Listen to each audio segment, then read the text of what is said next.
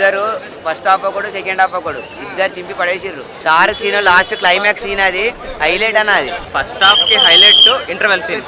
First half మాత్రం super, second half కొంచెం దించాడు. సినిమా మాత్రం చాలా బాగుంది. అందరూ ఏదో ఫస్ట్ రివ్యూ పొద్దున మార్నింగ్ షోకి ఏదో కొంచెం నెగిటివ్ రివ్యూస్ రాశారు, ఏదో తొక్కాలని చూస్తున్నారు.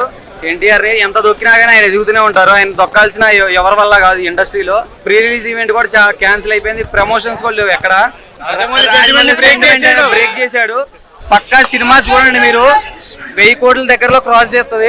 ఎన్టీఆర్ డాన్స్ మాత్రం చెప్పాల్సిన అవసరం లేదు. మీరు అంత ముందు మూవీస్ కూడా చూస్తూనే ఉన్నారు ఎప్పటి నుంచో. డాన్స్ మాత్రం ఇరగా తీశాడు. హైలైట్ ట్విస్ట్ మాత్రం హైలైట్ ఉంటది మీకు క్లైమాక్స్ లో. అద్దరిపోద్ది మీకు. డైరెక్షన్ చాలా బాగుంది. అదే కొంచెం సెకండ్ ఫైనల్ కి వచ్చేసరికి మాత్రం మీకు చాలా బాగుంటది మూవీ. ట్విస్ట్ లో సెకండ్ పార్ట్ కోసం చాలా వెయిట్ చేయాలి. సెకండ్ పార్ట్ కోసం కన్ఫర్మ్ వెయిట్ చేయాల్సిందే.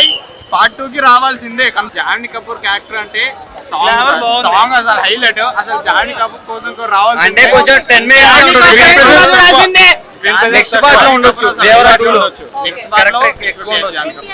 సైఫైలుగానే చిత్త కొట్టేసి పడేసాడు. అసలు ఒక 2 పొట్టేళ్ళు కొట్టుకుంటే ఎలా ఉంటుందో పందెంలో అలా చేసుకున్నారు ఇద్దరు ఫైట్లు.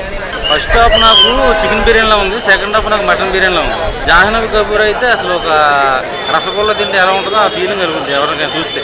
చాలా బాగుంది, బాగా చేసి 5కి 4.5 ఇస్తానండి. ఫ్యామిలీ ఆడియన్స్ బాగా చూడొచ్చు, బాగా వచ్చింది ఫ్యామిలీ ఆడియన్స్. అలా యూత్ కూడా బాగా కనెక్ట్ అవుతుంది. ఓవరాల్గా చెప్పాలంటే ఒక పక్క మాస్ మసాలా ఎంటర్టైన్మెంట్ సినిమా. అన్నీ నచ్చినాయి. డైలాగ్స్ ఎలా ఉంది? సూపర్ ఉన్నాయి. అంటే సినిమా బాగాలేదు అంటున్నారు చాలా మంది. అదేం లేదు, అంటే జాన్వీ ఫైట్ కూడా చాలా బాగుంది. ట్విస్ట్ అయితే ఉంది, సెకండ్ పార్ట్ కనెక్ట్ చేస్తుందేమో. అండ్ బీజిఎం అయితే అసలు climax fight BGM goose bumps. Interval fight BGM కూడా బాగుంది. జాన్వీ కాకపోతే కొంచెం వేస్టెడ్, లైక్ ఓన్లీ 1 సాంగ్ కోసమే ఉన్నట్టు ఉంది అంతే. మూవీలో ఎమోషన్ కొంచెం బాగా వర్కౌట్ అయితే ఇంకా బాగుండేది. బట్ ఓవరాల్ గా చూసుకుంటే మూవీ స్టార్టింగ్ నుంచి ఎండింగ్ వరకు అయితే ఎంజాయ్ చేయొచ్చు. Routine story but still NTR saved the movie. Saif Ali Khan equal importance ఉంది ఎన్టీఆర్ కి సైఫ్ అలీ ఖాన్ కి. అది కొంచెం బాగా పోర్ట్రే చేశారు. పార్ట్ 2 కనెక్షన్ అయితే అంత ఎక్కువ ఎస్టాబ్లిష్మెంట్ కనిపించలేదు, బట్ చిన్న ట్విస్ట్ తో కనెక్షన్ అయితే పెట్టారు. ఆ ట్విస్ట్ నేను రివీల్ చేయాలి.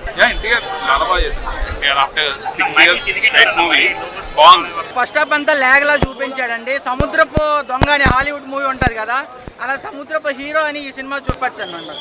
ఇది కొరటాల సినిమా కాదు, కెరటాల సినిమాని క్యాప్షన్ పెట్టుకోండి. డైరెక్టర్ గారు ఈసారి పెద్ద హీరోస్తో సినిమా తీసేటప్పుడు కొంచెం కాన్సన్ట్రేషన్ చేయండి. సినిమా ఏదో ఎర్లీ మార్నింగ్ షూట్స్ అని చెప్పి నిద్ర లేకుండా వెళ్ళిపోయి నిద్ర మత్తులో మూవీస్ తీయొద్దు. ఈ మూవీ అంతా ఆల్మోస్ట్ నిద్ర మత్తులోనే ఉంటుంది సినిమా. కానీ ఈసారి మూవీస్ తీసేటప్పుడు మీరు డే మొత్తం పడుకోండి, షూట్ చేయండి నైట్ 2. జాన్వీ ఎక్సలెంట్ అండి. ఆమెకి కొంచెం ఇంటర్వెల్ నిండే ఇచ్చారు, అది కొంచెం తట్టుకోలేనిది అనమాట. ఒక అమృతాన్ని చూస్తే తాగితే అట్లా ఉంటుంది, జాన్వీని చూస్తే అట్లా ఉంటుంది అనమాట. ఆల్రెడీ ఆ సాంగ్ చాలా మంది చూశారు, చాలా మిలియన్స్ వ్యూస్ వచ్చాయి కదండి. సాంగ్ గురించి ఏం కొడతారు, డ్యాన్స్ అయితే ఎక్సలెంట్ చేసింది. శ్రీలీల లాగా మళ్ళీ ఆఫర్లు అయితే కొడతారు జాన్వీ. మరి కొండ మీద మూవీస్ అంటే మరి అట్లనే ఉంటుంది అన్న. ఆచార్య దగ్గరగానే ఉంటుంది. డైలాగ్స్ పెద్దగా ఏం లేవండి. ఎన్టీఆర్ సినిమా అంటే ఎక్కువ డైలాగ్స్ ఉంటాయి, ఇందులో ఎక్కువ ఏం లేదు.